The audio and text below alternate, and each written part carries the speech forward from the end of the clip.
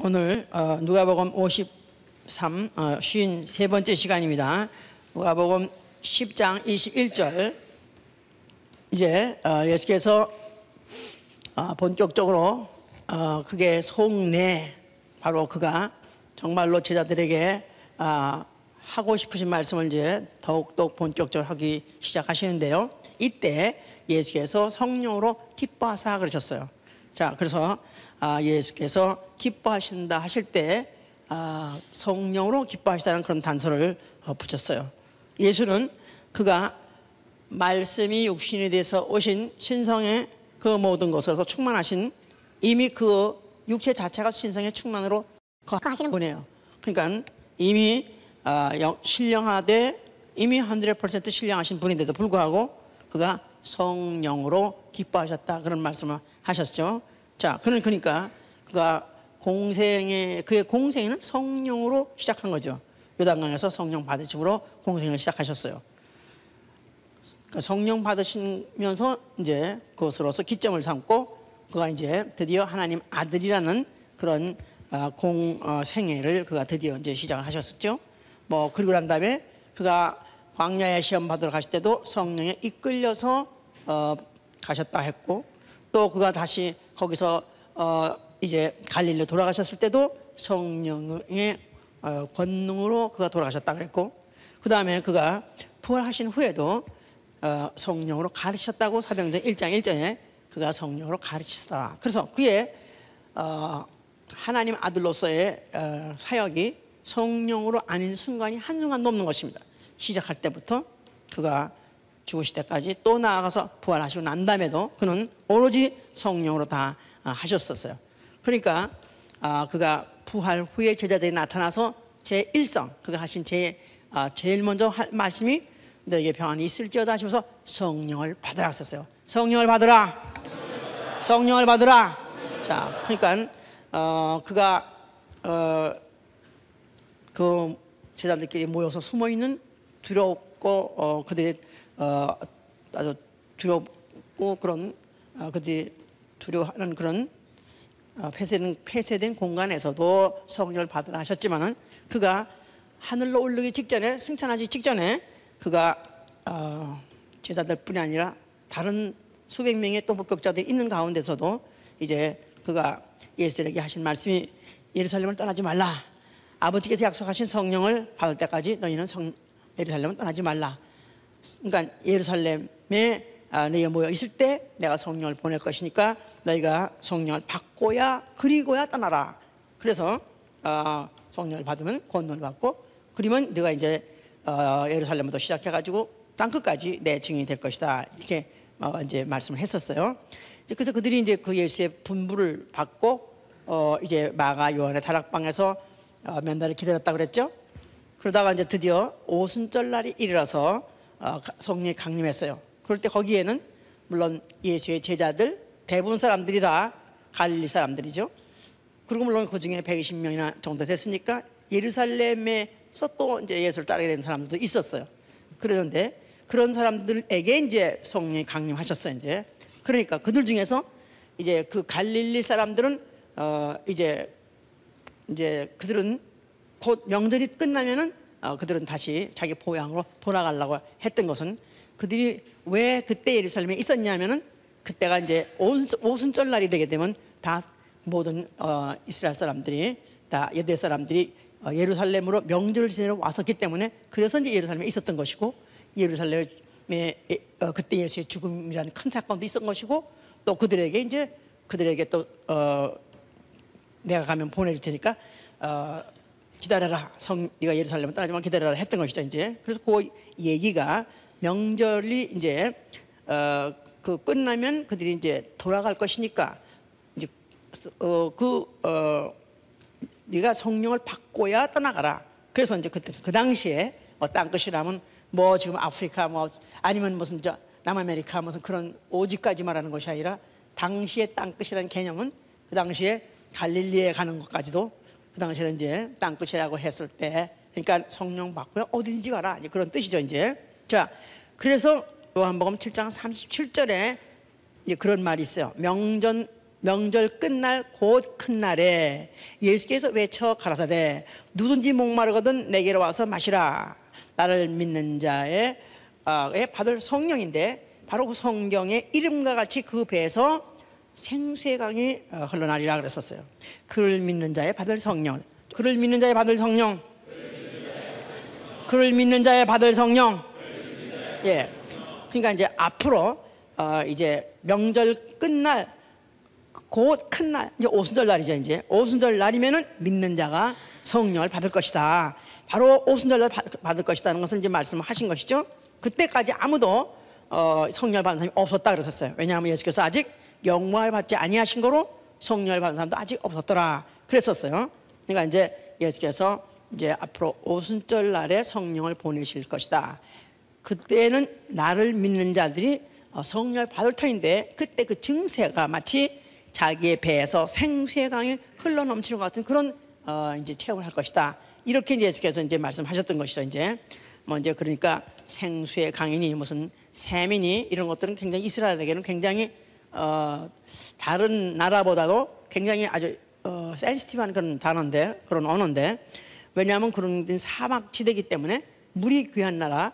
그래서 이제 그 물 관계를 어떻게 하느냐, 수로를 어떻게 뚫느냐, 또 그거에 따라서 그야말로 나라의 존폐가 국민의 그야말로 아주 곤욕을 당하느냐 아니면 편안하게 살 수 있냐 이런 것들이 사실 거기에 달렸기 때문에 굉장히 중요하다고 그래요.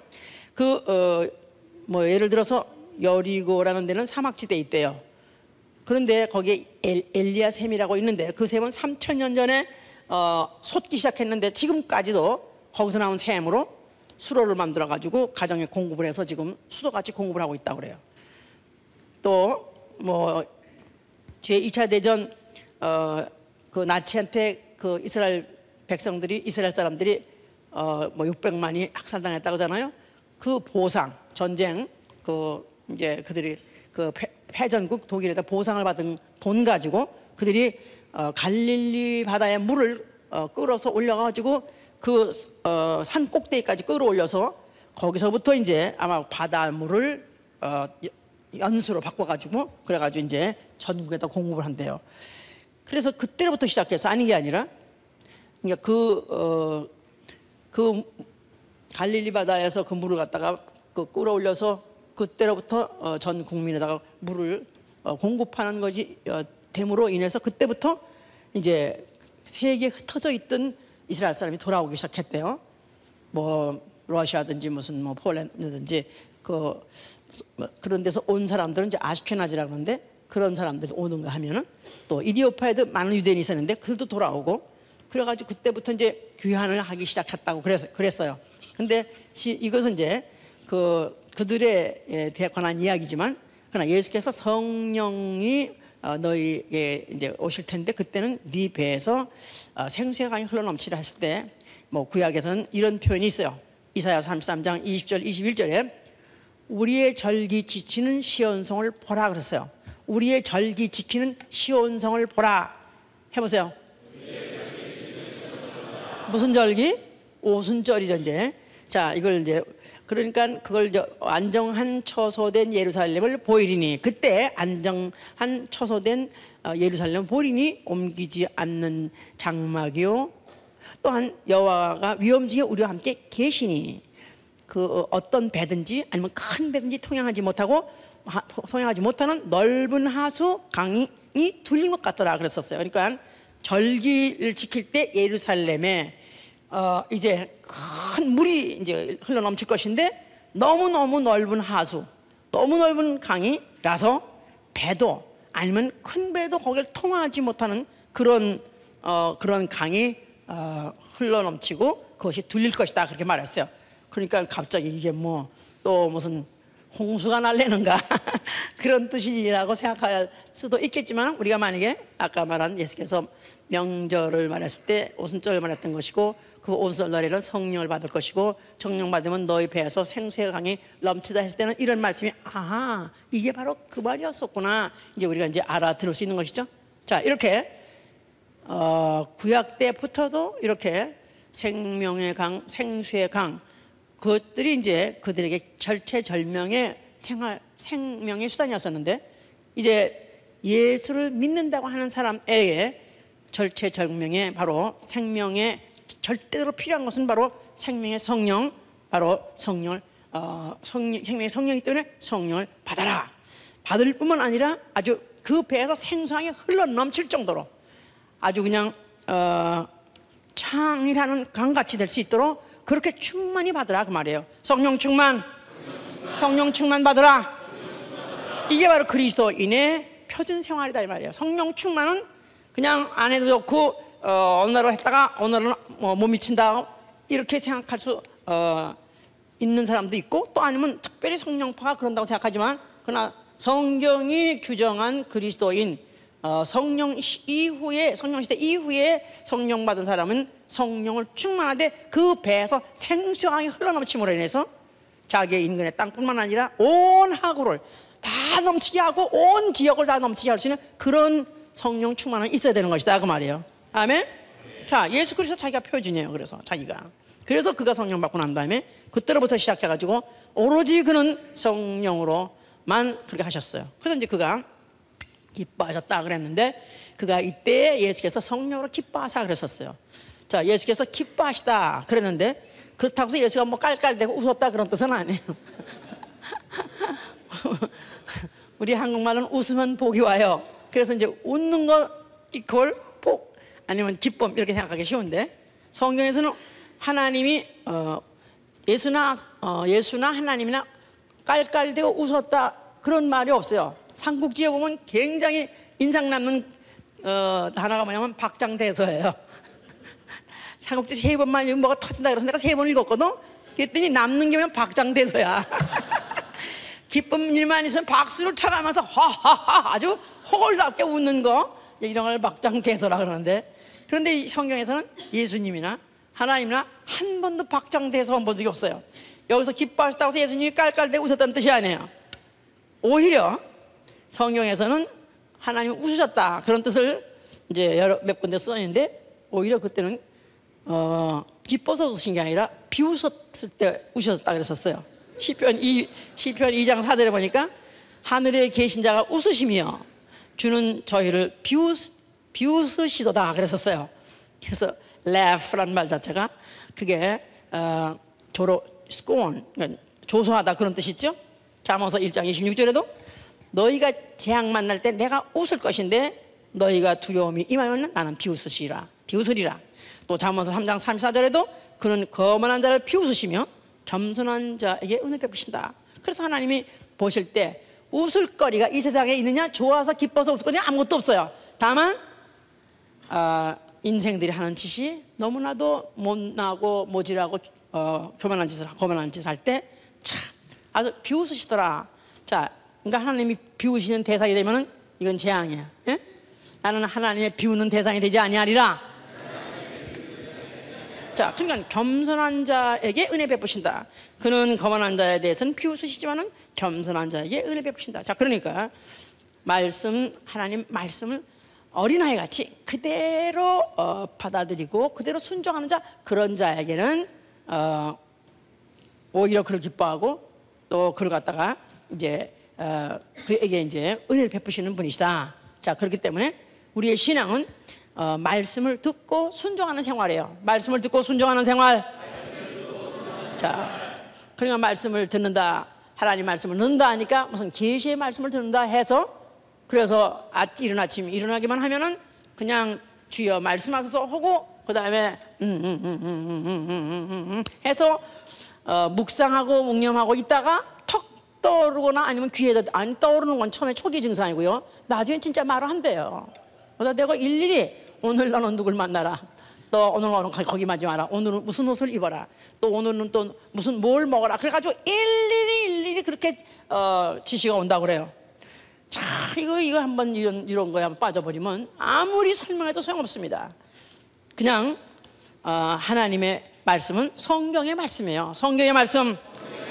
누구든지 모든 사람이 똑같이 볼 수 있고 읽을 수 있고 또 해석할 수 있고, 그래서 그 말씀을 그대로 받아들이는 바로 이것이 이제 우리의 이제 신앙이고, 그것을 볼 때 하나님은 기뻐하시죠.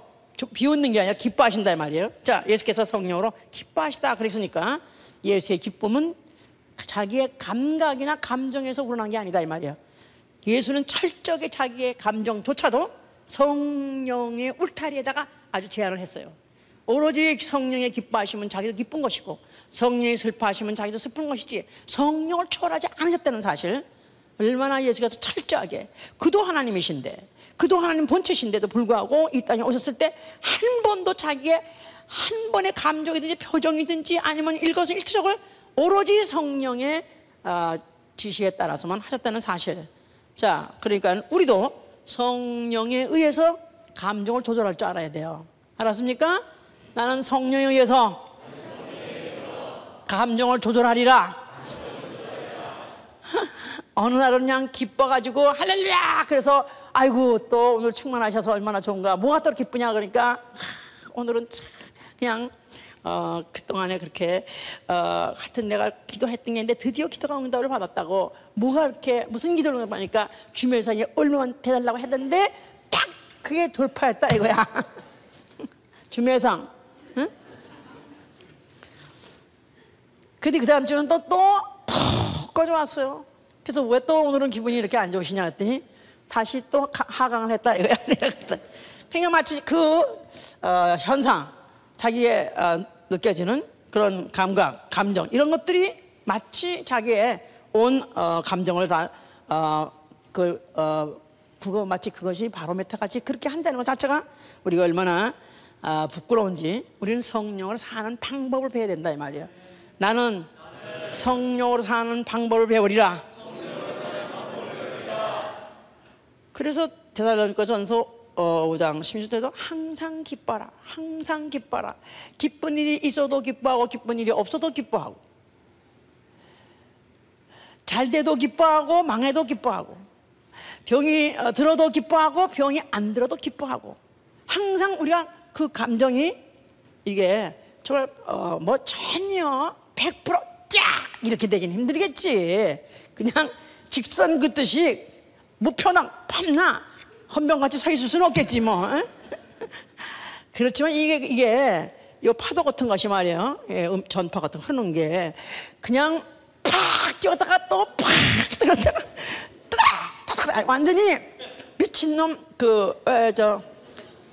병원에 지금 사경을 헤매는 사람은 왜 뇌파 검사하면 팍 올랐다가 또 팍 떨었다가 이러면 이 사람은 이거 이제 며칠 못 살아. 이게 이렇게 이런 정도 잔잔해야 되는데 정말 내 영혼 평안해, 내 영혼 평안해. 성령으로. 아멘. 성령으로. 자, 그냥 기뻐하라, 항상 기뻐하라. 그러니까 기쁨 자체는 웃음이라고 생각하기 때문에 하다못해 갑자기 웃는 은사라는 게 또 나온 거예요. 예? 그래서 막 깔깔깔깔 대고 오는데 그게 성령의 웃음이려나? 그런데 한참 웃는 것도 그것도 징그러운데요. 단체로 수백 명이 웃고 있는데, 이야, 아마 유튜브에 들어가 봐. 예. 웃는 은사라 그래가지고요, 단체가 다 드러나가지고 대굴대굴 굴러가면서 웃는 거야. 웃을 때는 또 대굴대굴 왜 굴른단 말 있잖아요. 그러니까 진짜 대굴대굴 굴르더라고요. 또 갔다가 그냥 조회같이 다 티셔츠를 똑같이 입고 티셔츠 다 입어서 무슨 자기들도 그게 무슨 하여튼 컨벤션인지 하여튼 무슨 컨퍼런스인지 뭐 세미나인지 뭐야. 그래가지고 아마 맨날 며칠 몇 박을 했는 모양이야. 그래서 똑같은 옷을 입고 하얀 티셔츠에 하얀 바지를 입고는 수백 명이 그냥 이런 데서 다 도픽을 돌면서 웃더라고. 그것도 주책 바가지. 예? 뭐 그것도 또 거기다가 또 지난번에 얘기했지만 장례식에서 항상 기뻐하랐다고 그래가지고 여기 비유하는데 이렇게 된 송장을 내놓고 그 다음에 거기 모두 비유한 사람들이 하면서 돌아가면서 그 유튜브에 찍었는데 나 이러면 예수 안 믿겠다고 다 그러겠더라고 진짜. 응? 응? 너희는 우는 자와 함께 같이 울라 그랬죠. 우리는 슬퍼한 자와 같이. 그러니까 그들의 마음에 우리 같은 감정을 우리가 느끼지만 그러나 그들은 그것 때문에 살고 그것 때문에 죽었다 살았는데 우리는 그런 걸 가지고 크게 동요하지 않는 이런 것은 성령으로 가능한 것이다 이 말이야. 아멘. 그러니까 얼굴에도 항상 편안하고 또 요새 내가 새로운 아주 내가 나를 스스로 위로하는 그런 단어를 내가 발견했는데, 그게 무슨 다른 단어가 아니라 이제 은혜요. 은혜 오시다.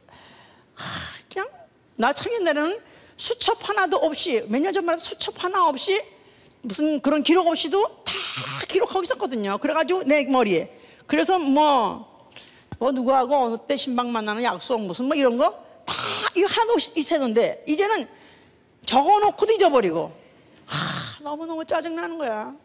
에? 여기 올 때 가지고 오는, 금요일날 가져오는 건 또 조그만 가방 가져가. 내가 한 번도 제대로 가져 내려, 한 번 위에서 가져 내려오는데 매일 다시 올라가는 거야. 가려면 가방이 없어서 또 올라가는 거야.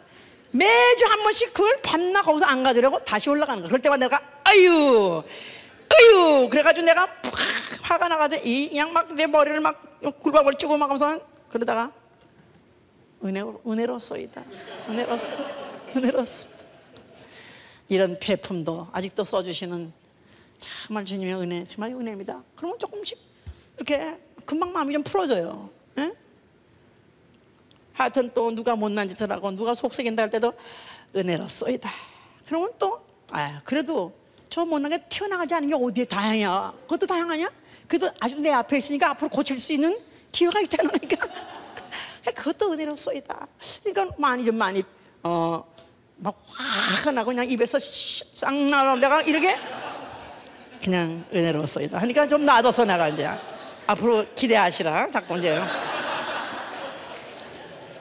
그러니까 욥과 같이 주시는 자도 하나님이시여 거둬가시니도 주님이시여 우리는 사나 죽으나 주의 것으로서 우리는 그저 매일매일 성령의 충만함으로써, 내 인격이 아니라 내 감정이 아니라 성령의 감정으로서 항상 평안하고 충만하실 예수를 축원합니다. 자, 반대로 이럴 때 원망하고 만약에 내가 불평한다면 그게 마지막 날에는 심판을 받는다는 거예요. 어떤 무익한 말을 할지라도 심판 날에는 심문 받으라고 마태복음 12장 26절에 말했죠. 36절에 욥은, 그래서 욥기 15장 3절로 5절 6절에 거기까지 보면은 너희가 어찌 무익한 말로 변론하느냐, 내 죄악이 내 입을 가르치나니 간산자의 혀를 네가 택했도다. 너를 정죄하는 것은 내가 아니라 내 입이니라 그랬었어요. 하나님이 말씀하시기를 너를 정죄하는 것은 내가 아니라 내 입이니라 그랬었어요. 그러니까 내 입이 말하는 것 가지고 나를 정죄한다는 거예요. 자, 따라 해보세요. 너를 정죄하는 것은 내가 아니요 내 입이니라. 그러니까 말라기 2장 17절에도 너희가 말로 여호와를 괴롭게 하고도 어떻게 내가 괴롭게 했냐고 새치침을 띈다는 거야. 너희가 말하기를 모든 행악자가 오히려 하나님 눈에 보기에 선하고 기쁨이 된다고 하도다. 또 3장에는 너희가 완악한 말로 나를 생각하되 무슨 말로 우리가 완악한 말을 했습니까 하고 시침 뗄 때 하나님 섬기는 것이 헛되니 또한 헛되고 그 명령에 순종하고 슬프게 하는 것이 무슨 유익하뇨. 그러면서 교만한 자가 복되고 악행하는 자가 창성하고 화를 면한다고 하도다. 그러니까 불신자가 오히려 더 잘되고 또 불순종자가 더 잘되고 11절을 떼어먹는 자가 더 잘되고 성수지 않은 자들이 얼마든지 아주 건강하고 또 사업도 잘되고 자식도 잘되고 다 모든 게 잘되는데, 과연 성수지를 죽자고 하고 또 기도 모임에도 꼭 나가서 기도하고 또 나가서 무슨 봉사하고 헌신하고 했던 나에게 유익한 게 뭐냐 하고 만약에 한마디라도 한다면 그거는 너희가 그 말로 네 입으로서 네가 정죄한다는 거예요. 우리는 어떤 경우에도 하여튼 불평 불만, 나를 차라리 때려 차라리 나를 내가 하나만 했어도 결단코 우리는 하나님을 원망하거나 하나님께 불평 불만하면 안 된다 그 말이에요. 아멘. 이게 바로 성령의 사람. 자 누가 보면 이제 아까 21절에 10장 21절에는 21절 그때 거기에 성령으로 기뻐하사 가라사대 천지의 주제이신 아버지여 이것을 지혜롭고 슬기는 자들에게는 숨기시고 어린아이들에게 나타내 주심을 감사나이다. 옳소이다. 이렇게 된 것이 아버지의 뜻입니다 그랬었어요. 이것을 슬기는 자들에게 숨기고 어린아이에게 나타내심을 한다. 이것이 뭐냐? 자, 이것은 바로 예수 그리스도다 이 말이에요. 예수. 자, 예수께서 그가 사람으로 오시고 또 가난한 목수집에서 태어나셔서 사시고 또 별로 크게 교육을 받았다는 얘기도 없고, 그러면서 그는 아주 그냥 촌사람으로서, 그런 벽지 사람으로서 그렇게 살았던 그런 출신이다 이 말이에요. 자, 그런 것에서 무슨 선한 것이 나올 수 있겠느냐, 이렇게 사람들은 아예 기대도 안 했었어요. 그런데다가 또 그가 이제 그 마지막에 예루살렘으로 들어가실 때, 그때 그가 나귀 타고 예루살렘으로 이제 입성을 하시게 됐었어요. 그런데 그 바로 예루살렘에 입성할 때 그 문이, 예수가 통과하신 문이 동편문, 지금은 그 문을 골든 게이트라고 그러는데요. 동편문. 자, 예루살렘 동편문을 통해서 예루살렘을 들어가셨대. 그 시온 언덕을 통해서 예루살렘 올라가셨대요. 자, 그런데 그 예루살렘 그 성 외곽에 추어진 그런 성곽이 있고, 거기에 문이 8개가 있대요. 근데 그 8개 중에서 동편으로 향한 문, 동편 쪽에 있는 그 문 하나만 벽돌로 막아놨대요. 다른 문들은 다 지금도 사용하고 있대. 근데 딱 동향에 있는 그 문만 하나가 지금 벽돌로 막혀 있대요. 왜 그 문을 막아놨느냐? 지금 에스겔 44장의 그 연유를 말하고 있는 거예요. 에스겔 44장 1222면입니다. 1222면 에스겔 44장 1절부터 3절까지, 에스겔 44장 1절부터 3절까지 1222면, 그가 나를 데리고 성소 동향한 바깥문에 돌아오시니 그 문이 닫히었더라. 여호와께서 내게 이르시되 이 문은 닫고 다시 열지 못할지니 아무 사람도 그리로 들어오지 못할 것은 이스라엘 하나님 나 여호와가 그리로 들어왔음이라. 그러므로 닫아 둘지라. 왕은 왕인 까닭에 안길로 이 문 현관으로 들어와서 거기에 앉아서 나 여호와 앞에서 음식을 먹고 그 길로 나갈 것이니라. 여기 지금 에스겔이라는 사람은 주전 800년 시대에 하나님이 이제 선지자로 쓰던 사람인데, 그가 이제 환상을 봤어요. 그가 보니까 성소의 동양 동쪽 문의 그 바깥에 문이 닫혔더라 그랬었어요. 그런데 그 문 닫힌 것은 다시 열지 말라고 그랬어요. 왜냐하면 아무 사람도 그리로 들어오면 안 된다. 아무 사람도, 사람은 그리로 들어오면 안 된다. 평민이 그리로 들어오면 안 된다 그 말이죠. 왜냐하면 이스라엘 하나님 나 여호와가 그리로 들어온 문이다. 자, 그러므로 닫아 두라 그랬었어요. 그런데 왕은 왕인 까닭에 안길로 이 문 현관으로 들어온다 그랬었어요. 왕은 왕인 까닭에, 왕은 그 길로 들어온다 이 말이야. 아무나 사람들은 그 길로 그 문 들어가면 안 되고, 그러나 왕은 왕이 있기 때문에 그 문으로 들어올 수 있다는 거예요. 들어온다는 거예요 앞으로 이제. 자, 그래서 지금 이 문이 바로 그 동편문이 지금 벽돌로서 그 문을 완전히 벽돌로 쳐가지고 그 문 자체가 폐쇄가 돼 있고, 거기를 아랍인들이 지키고 있기 때문에 거기를 지금 아무도 통과할 수 없이 그렇게 문을 만들어 놨대요 이제. 그런데 지금 그 예수께서 그가 이제 그 예루살렘 입성할 때 스가랴 9장 9절은 이렇게 말하고 있어요. 스가랴 9장 9절.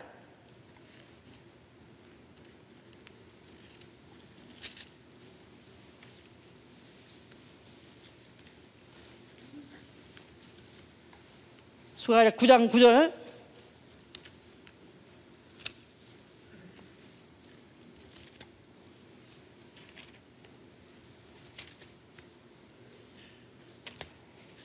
시온에 따라 크게 기뻐하라. 예루살렘 따라 즐거이 부를지어다. 보라, 내 왕이 내게 임하나니 그는 공의롭고 구원을 베풀며 겸손하여 나귀를 타나니 나귀의 작은 것 나귀 새끼라 그랬었어요. 그래서 예루살렘에 입성할 때, 왕이 임할 때 그는 구원을 베풀어 올 것인데 그는 나귀를 타고 온다 그랬었어요.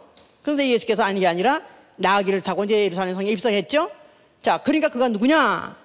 그가 나사렛 사람 목수라고 알고 있는데, 그를 갖다가 그가 들어올 때 나귀를 타고 왔다. 그러면 이제 여기 성경에 예언에 있는 말에 그대로 지금 그대로 예언대로 지금 되고 있는 것이죠. 이제 그래서 요한복음 12장 12절 13절에는요 명절에 온 큰 무리들이 그래서요 명절에 온 큰 무리 그러니까 이제 예루살렘에 그 당시에 오순절 명절이 큰 명절이기 때문에 그때 그 명절을 지키려고 예루살렘에 명절에 많은 무리들이 와 있었어요. 그래서 명절에 온 큰 무리들이 예수가 예루살렘에 다시 오신다는 소식을 듣고 그런 소문을 듣고 종려나무 가지를 들고 맞으러 나가 외치며 호산나 찬송하며 주의 이름으로 오시는 이여 곧 이스라엘의 왕이로다 이러고 그들이 막 외쳤다는 거예요. 그러니까 그때 예수께서 금요일 날 죽으셨고 그 다음에 주일이 바로 이제 그 부활하셨고 그 후에 이제 예수께서 죽으시고 그 다음에 부활하시고 승천하시고 그 다음에 열흘 후에 성령이 내려왔을 때 그때도 또 근데 그때가 이제 바로 오순절 바로 그날인데 그러니까 예수께서 그 십자가 지고 죽으시려는 그 시기도 왜 그때를 잡았냐면 바로 명절에 사람들이 예루살렘에 모일 때 그때 그가 죽으시려 했던 것이고 그 후에 죽으시고 부활하시고 승천하시고 내려올 때 그가 죽으시고 부활하시고 그 다음에 하늘에 오르셔가지고 성령을 보내주신 그 시기를 그는 오순절로 잡았기 때문에 그때 십자가로 그가 택해서 죽으신 것이다. 그때 예루살렘에 입성한 것이다. 이렇게 알면 된다 이 말이야. 무슨 말인지 알았어요? 내 말이 복잡해 이게. 자, 누가복음 21장 15절 16절에 그러니까 대제사장과 서기관들이 예수의 하시는 이상한 일과 또 성전에서 소리 질러서 호산나 하는 아이들이 그런 소리를 지르니까 분해가지고 하는 말이 예수한테 하는 말이 저희가 하는 말을 듣느냐? 예수께서 하신 말씀이 그렇다. 어린 아이와 젖먹이의 입으로 찬미하는 것이 온전하게 될 것이다 하는 성경의 말을 읽어본 일이 있느냐? 이건 성경의 예언대로 되는 것이다. 만약에 19장 40절에는 만일 이 사람들이 잠잠하면 돌들이 소리 지르라 그랬었어요. 그러니까 예수 자신이 그가 나귀를 타고 예루살렘에 초라하게 입성한 것 같아서도 사실은 그건 왕의 행차예요. 왕의 행차. 왕이 드디어 행차하는 아주 왕이 대관식을 향해서 지금 레드 카펫을 깔고 이제 왕자가 책봉 받고서 드디어 왕되는 그럴 길을 가는 바로 그런 시온의 대로로 가는 절정인 것이다 그 말이에요. 자, 그러니까 어린 아이들이 호산나고 찬송을 했다 그랬었어요. 근데 이 어린 애들은 그걸 봐한 거예요. 예수의 행색이 애들한테는 임금의 행차같이 보인 것이다 그 말이에요. 그러나 결국은 그 길로 예루살렘에 들어갔었고 예수는 거기서 결국 이제 잡히시고 또 빌라도에게 심판을 받으시고 또 십자가에 죽으시고 그 후에 이제 그가 부활하셔서 감람산에서 이제 승천을 하신 것이죠. 자, 그러고 난 다음에 언젠가 모르겠지만 그 다음부터 그 문이 폐쇄가 됐대요. 예수께서 통과하시고 난 다음에 그 후에 언젠가부터인지는 모르지만 그 문이 폐쇄가 됐대요. 그런데 그 문은 지금까지도 왜 폐쇄하고 있느냐 하면은 언젠가는 메시아가 오면은 그 문이 열릴 것이다. 이러는 예정 갖고 있기 때문에 아무도 접근을 못하게 하는 그렇게 해서 지금 문이 닫혀 있다고 그래요. 그러니까 뭐든지 하나도 그냥 우연이라든가 어떻게 하다 보니까 그런 일이 그냥 우연의 일치로 이렇게 됐는가가 아니라 이거는 다 벌써 수천 년부터 예언됐던 일들이 하나하나 이루어지고 있었던 것이다 그 말이에요. 자, 예루살렘은 예수께서 이제 그 입성하신 예루살렘은 주후 636년 이후부터는 줄곧 아랍 사람들이 거기에 주둔해 있었고 거기에 통치하고 지배하고 있었어요. 그러니까 뭐 살라센 제국이니 나가서 오토만 터키 제국이니 그래서 그러니까 이 예루살렘이 하여튼 예루살렘이라는 이것을 우리가 알면요 너무너무 이스라엘 사람들이 자기 땅이다 하는 것 자체가 사실 너무 우리는 기독교인 더군다나 이제 복음주의 기독교인들 뭐 나아가서는 뭐 카톨릭도 마찬가지야. 하여튼간에 이 미국의 이 복음주의 또 뭐 캐톨릭은 그 예루살렘이 당연히 이스라엘 사람들의 것이다 이렇게 생각을 해주는데 이걸 해줘요. 그래서 또 유대인들도 그래서 그 아랍 사람들은 싫어하지만 또 이 미국의 뭐 복음주의자든가 뭐 캐톨릭 좋아하는데 왜냐면 자기들 인정해 주니까. 그런데 기독교의 이 지금 저 복음주의자들은 그걸 인정해야 그 인정 자체가 구약을 인정하는 것이고 그걸 인정해야 바로 예수 그리스도와 예루살렘을 일치시키는 일을 하는데 그런데 이제 이 유대인들을 야 이번에 그 책을 제가 보면서 깔깔대고 나야말로 웃었던데 왜 웃었냐면은 이 유대인들은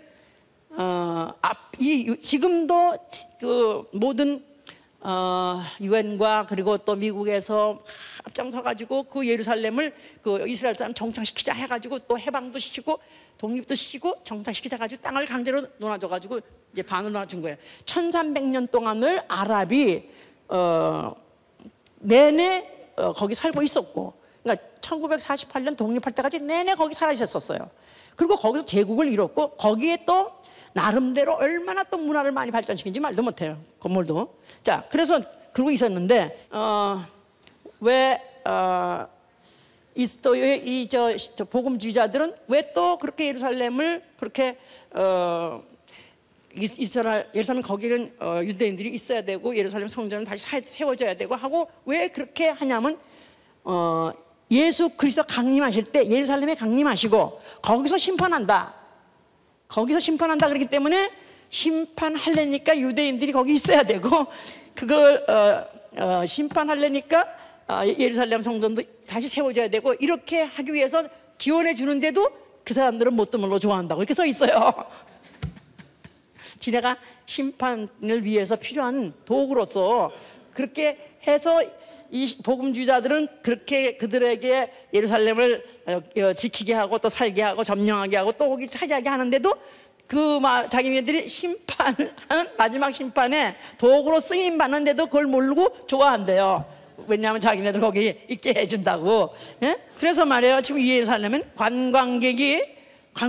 관광객들은 지금 이스라엘이 예루살렘을 지금 이스라엘이 반 또 그 아랍권이 뭐 팔레스타인이 반 이렇게 좀 각각 지배하고 있단 말이야.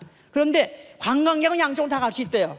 그런데 이스라엘 사람은 아랍 쪽에 못 가는 것이고 또 아랍 쪽에 있는 사람은 또 아랍인들은 또 이스라엘 쪽에 못 오고 그래서 서로가 그걸 지금 벽을 치고 지금 그렇게 격리돼서 그렇게 살고 있는데 자 그렇게 한 바람에 모든 세계의 관심이 거기에 항상 집중되어 있는 것은 역사 자체가 수많은 나라가 관여했던 것이고 수많은 왕들이 와서 거기를 차지하려고 전쟁했던 것이고 그걸로 해서 수많은 사람이 죽게 됐고 그래서 거기 한 민족이 어느 민족 어느 나라가 관련되지 않은 나라가 없고 또 오래 산 것도 없이 매번 그 나라들 이름도 바뀌고 민족도 바뀌면서 그렇게 빈번히 왔다 갔지 않은 그런 나라예요. 그런 곳이에요. 그런데 이스라엘 사람들이 거기를 죽어도 못 포기하는 이유가 뭐냐 하면 거기에 뭐가 있기 때문이냐면 예루살렘 성전이 있었기 때문에 그런 것이다 하지 않았어요? 근데 바로 예루살렘은 어디에 세웠냐면 모리아산에 이런 데 세웠죠? 모리아산. 자, 모리아산은 바로 그 모리아산이라는 데는 두 가지가 유명한 거예요. 첫째는 하나는 아브라함이 자기 아들을 번제로 드린 것. 그래서 아브라함과 이삭의 하나님 할 때 모리아산이 중요한 것이고 또 거기다가 예루살렘 성전을 지었는데 다윗에게 계시해서 바로 거기다가 지라 하고 다윗이 바로 그 장소가 지정한 것이라고 역대하 3장 1절에 돼 있어요. 그러니까 바로 이 유대 사람은 자기의 바로 근원이 어디부터냐? 아브라함과 이삭과 다윗, 아브라함과 다윗. 바로 그것이 우리가 정통 후손이기 때문에 우리는 바로 예루살렘은 당연하게 우리의 것이다 하고 그들이 이제 이렇게 차지하려고 하고 그런데 바로 그 아랍인들이 거기를 점령하고 난 다음에 주후 636년 후라고 그랬죠. 그 다음에 거기에다가 바위 이삭을 바쳤다는 바위 있잖아요. 이삭을 바위에다가 결박했다는 그 바위를 중앙에 놓고 그리고 바로 모스크라는 지금 그 아랍 이슬람 사원이잖아. 사원을 바로 거기다가 세웠어요. 그러니까 바위돔이라는 거. 바로 그게 무슨 바위냐면 이삭을 바쳤던 그 바위 위에다가 바로 그 이슬람 사원을 세웠다 이 말이야.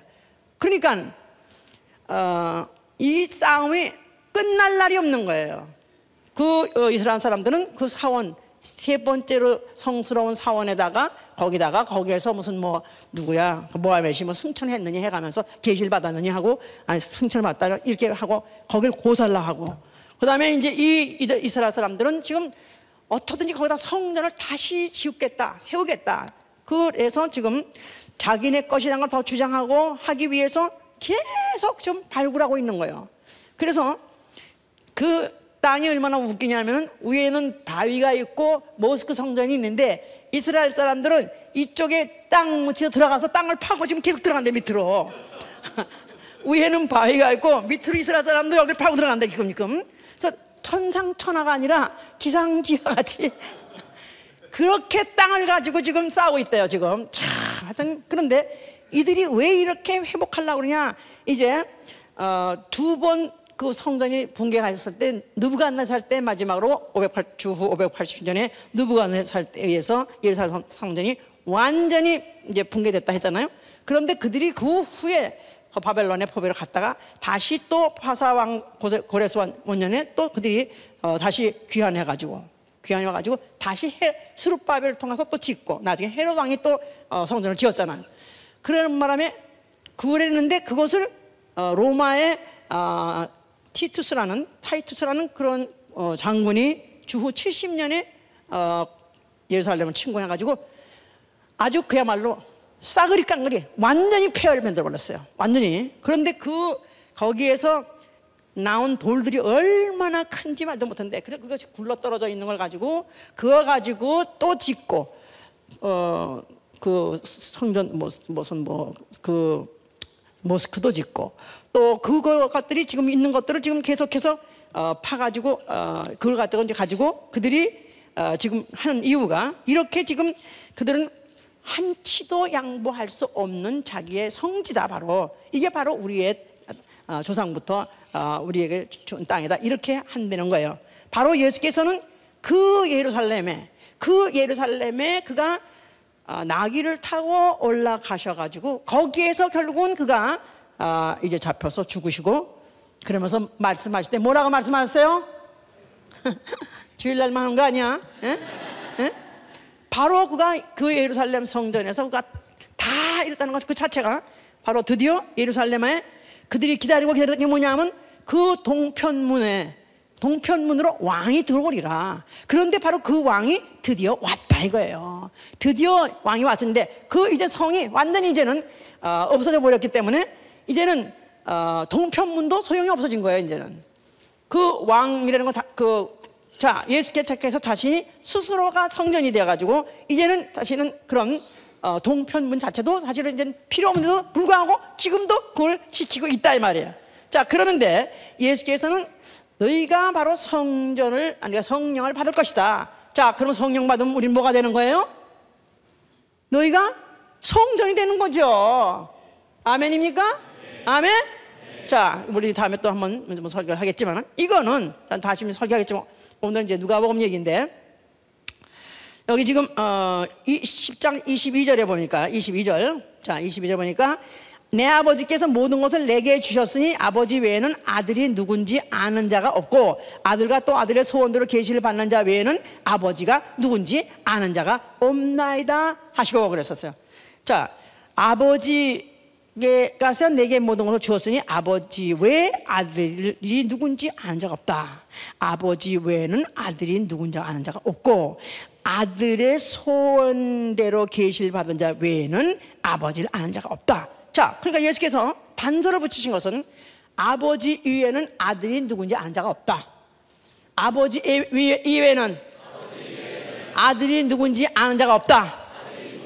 또 아들의 계시를 받지 아니하면 아버지가 누군지 아는 자가 없다. 그러니까 하나님에 의해서만 예수를 알 수 있는 것이고 예수에 의해서만 하나님을 알 수 있는 것이다 이 말이에요. 그러니까 그 외에 어떤 수단과 방법으로도 하나님을 알 수 있는 방법은 없다는 거예요. 그러니까 왜냐하면 예수는 아예 감춰져 있는 분이었기 때문에. 그가 요한복음 1장 9절에 그가 태초에 그가 말씀을 창조하시니가 자기 땅에 오매 백성들이 아무도 알지 못하더라 그러셨어요. 아무도 알지 못하더라.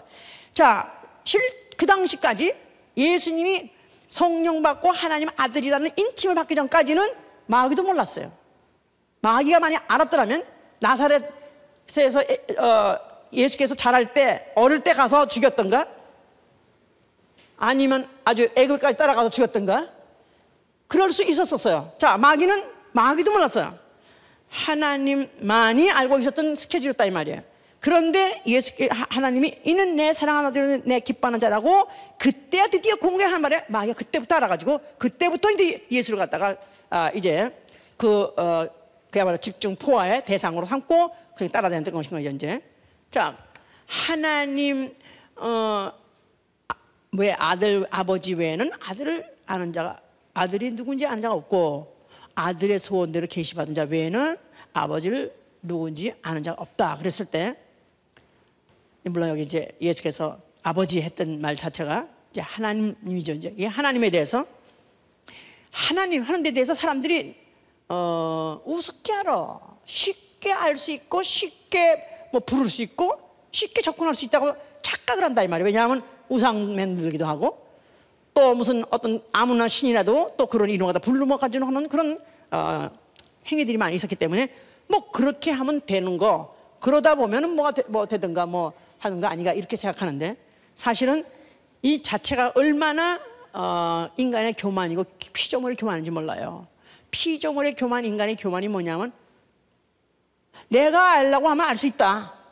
내가 신에 대해서 알아보려고 하면 얼마든지 알아볼 수 있다든가, 또 접근하려면 접근할 수 있다고 착각이다 이거야. 하나님 아버지 외에는 아들 아는 자가 없고, 그러니까 예수를 알 수 있는 방법은 오로지, 예수를 알 수 아는 분은 오로지 하나님의 한 분밖에 없다는 거예요. 또 하나님은 어떻게 아느냐? 아들의 계시를 받지 않으면 모른다는 거예요. 아들의 소원대로 계시를 받지 않는 자는 알 수 없다는 거예요. 자, 그러니까 예수, 즉 누구냐면 예수는 하나님의 아들이에요. 아멘?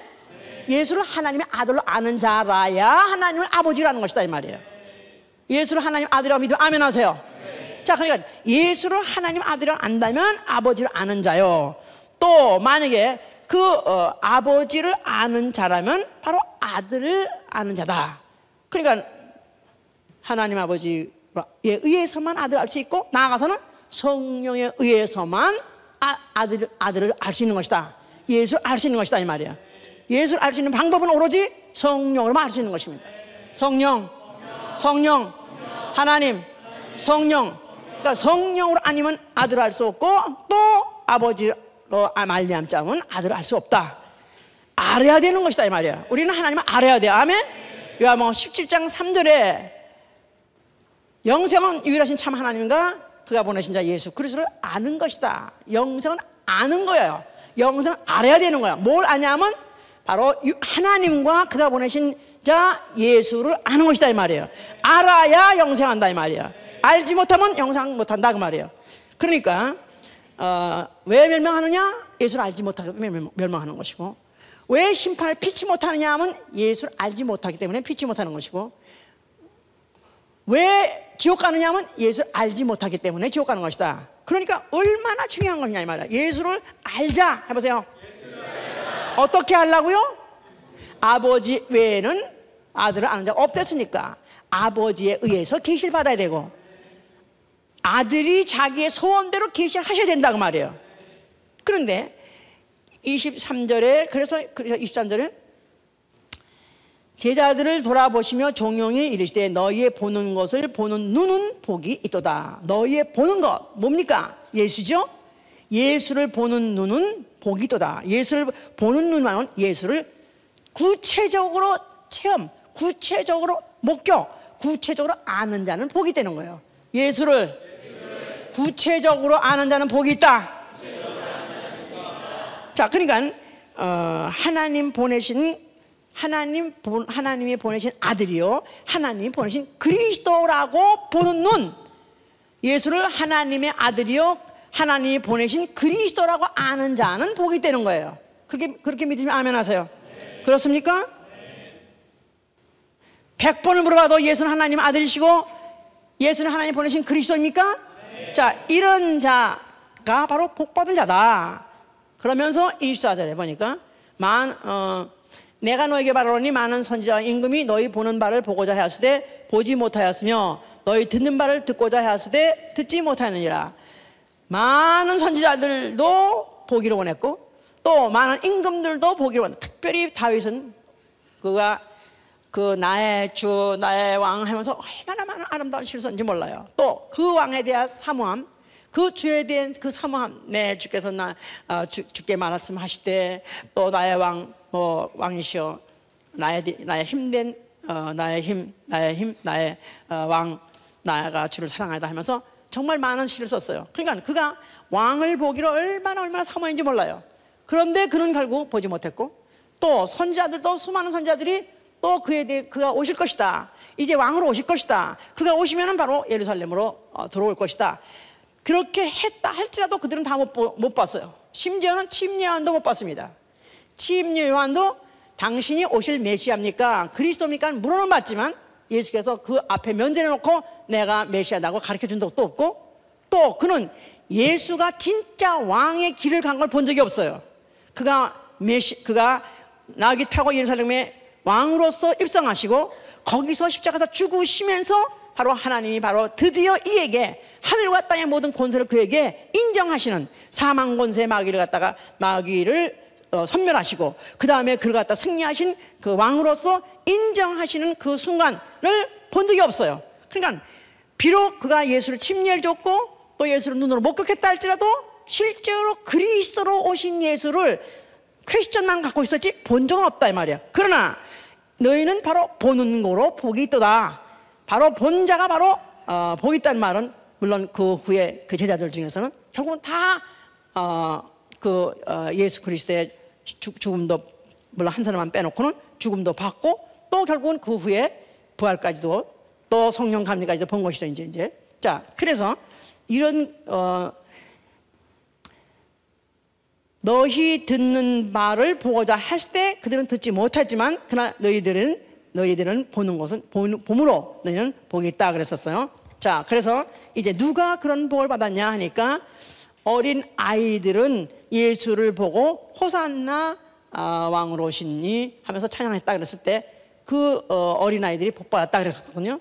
그러니까 예수 믿는 사람도 마치 어린아이 같이 예수 그리스도를 하나님이 보내신 아들이요 그리스도라고 그대로 받아들이는 사람, 이거야말로 복 받은 사람이다 이 말이에요. 자, 골로새 1장 25절 27절에 보면 그랬어요. 이 비밀은 만대로부터 오므로 감추었던 것인데 이제 그의 성도들에게 나타났느니라. 이 비밀은 너희 안에 계신 그리스도시니 곧 영광의 소망이라 그랬었어요. 비밀 해보세요. 비밀. 자, 비밀. 이거 비밀이야 그러면 아무에게나 비밀 가르쳐줘요 안 가르쳐줘요? 아무에게나 알려주면 비밀이 아니에요. 자기가 비밀이야 했을 때 그 비밀이 그 내용이 뭐라고 가르쳐준다는 말은 굉장히 선발하고 선택한 중에서 아주 마음에 드는 사람한테만 가르쳐주는 거예요.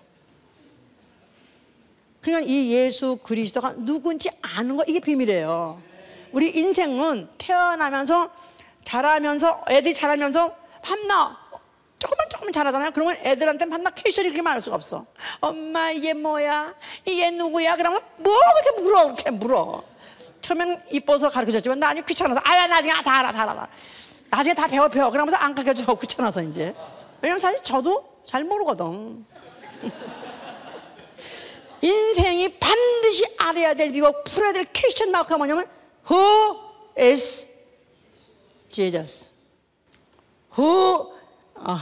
마귀는 버나마 예수 나타났을 때 그랬을 거야. Who the hell he is? Who the hell is he? 아니 이가 도대체 누구란 말이야 이게? 그래서 마귀로부터 시작해서 또 모든 서기관이든지 뭐 바리새인지 왕들인지 결국 예수를 갖다가 결국 쓰레기같이 여겨가지고 그야말로 그 치욕의 십자가를 땡겨가지고 그걸 갖다 죽여가지고 그냥 없애버렸습니다.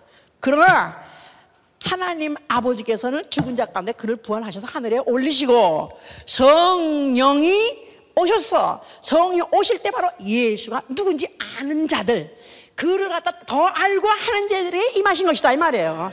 아멘 할렐루야. 나는 세계에서 가장 어려운 비밀을 푼 자다. 나는 세상에서 가장 어려운 수수께끼를 푼 자다.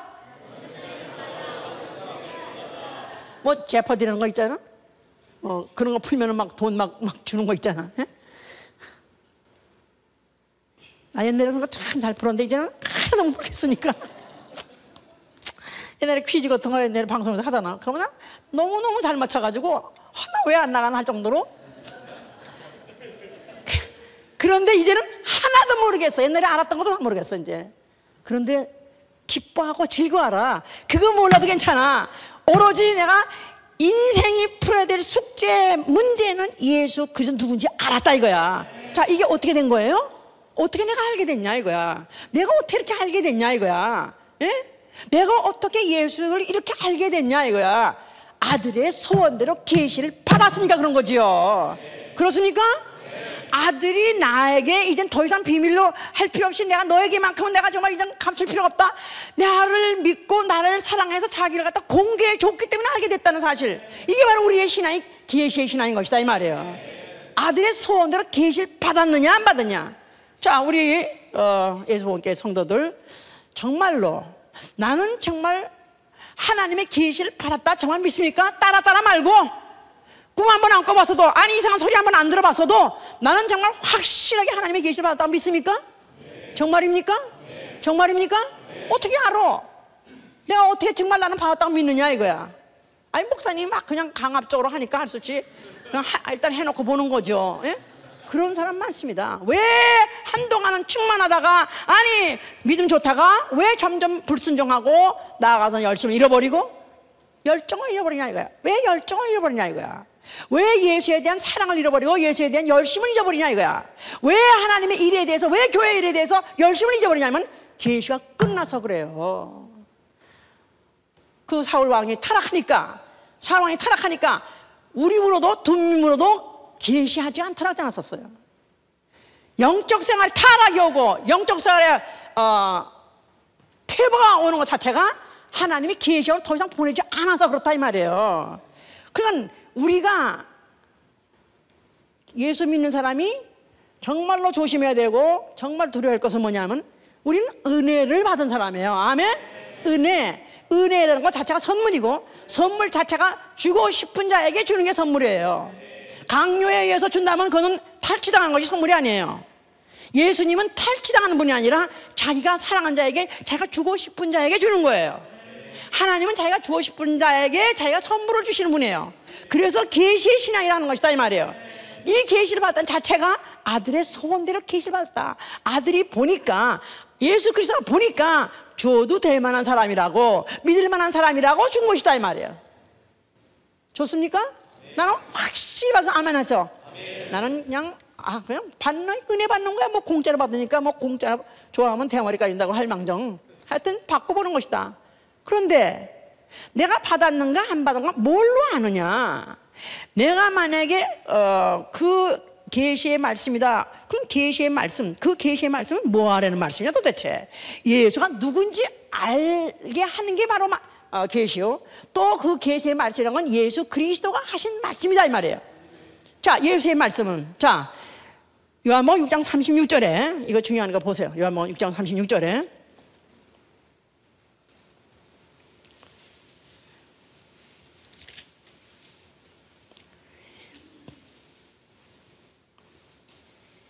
아니 3장 36절 아버지께서 아들을 사랑하사 만물을 다 그 손에 주셨으니 아들을 믿는 자는 영생이 있고 아들을 순종치 아니하는 자는 영생을 보지 못하고 도리어 하나님의 진노가 그 위에 머물러 있으라. 아들을 믿는 자는 영생이 있고 아들을 순종치 아니하는 자는 영생을 보지 못한다 그랬었어요. 그러니까 내가 예수가 하나님의 아들이라고 하는 이 역사 중에 수많은 사람이 태어났다가 죽고 나아가서는 그 이스라엘 사람이라는 사람들은 그 예루살렘을 그렇게 지금도 그 소유하려고 목숨을 걸고 또 나아가서 수많은 사람이 죽었었고 또 지금도 죽고 있습니다. 그래도 불구하고 그들에게는 감추시고 그들에게 나타내지 않았는데, 이방인 중에서 거기다가 정말로 법도 없고 계시도 없고 언약도 없고 소망도 없던 이런 절망적인 이런 존재가 어떻게 하다가 이렇게 예수를 알게 됐느냐, 이것 자체가 은혜다 이 말이에요. 만약 은혜를 받았다면은 바로 그가 아들, 하나님의 아들이라는 것을 안다면은 이제 그 아들을 믿으면 우리에게 주어지게 뭐예요? 영생이다 이 말이에요. 귀한 겁니까 이거? 이거 중요한 겁니까? 영생 반대는 뭐예요? 지옥이기 때문에, 중간이 없기 때문에 그래서 중요한 것이다 이 말이에요. 그럼 누가 성생하느냐 하니까 아들을 순종치 아니한 자는 영생을 보지 못하고, 이 말이 무섭다 이 말이야. 아들을 순종치 아니한 자, 예수 그리스도 나타나셔서 한 모든 말씀 한 말씀 별거 아닌 것 같은 게 없어요. 별거 아닌 게 아니라 다 계시의 말씀이다 이 말이에요. 계시의 말씀이야. 그러니까 그 말씀을 단순하게, 그가 무슨 명령을 했더라도 단순하게 순종해야 되는 것이다 이 말이에요. 이미 순종을 포기한 사람, 나는 예수를 믿습니다, 예수 하나님을 믿습니다, 그리스도인 거 믿습니다 하면서 순종을 포기한 사람, 영생을 포기한 사람이에요.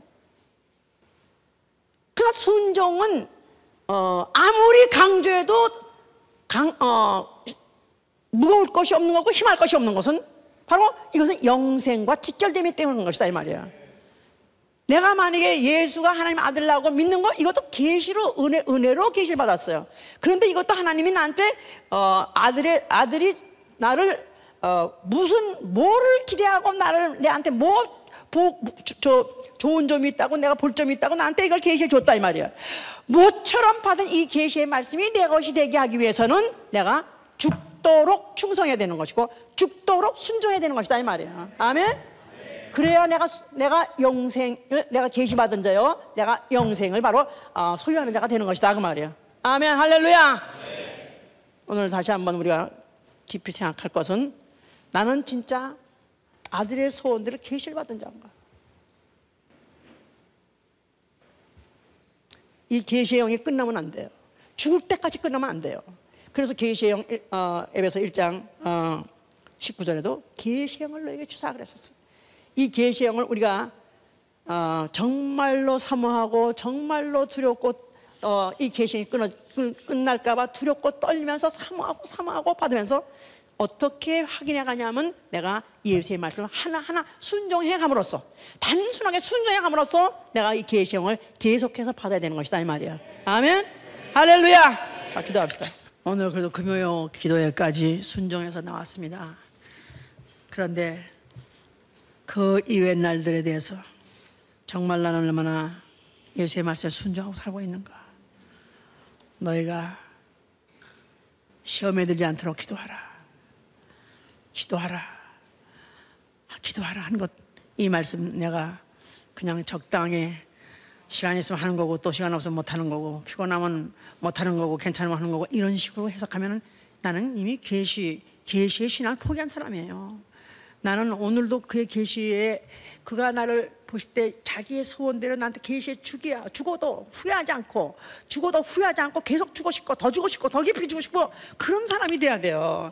내가 혹시나 교만하고, 내가 혹시나 게을르고, 아니 무식해서 혹시나 계시를 내가 무시했다면 용서해 주시고, 나 정말로 주님의 소원대로 계속 계시를 받는 사람 되게 하여 주시옵소서 기도합니다. 예수와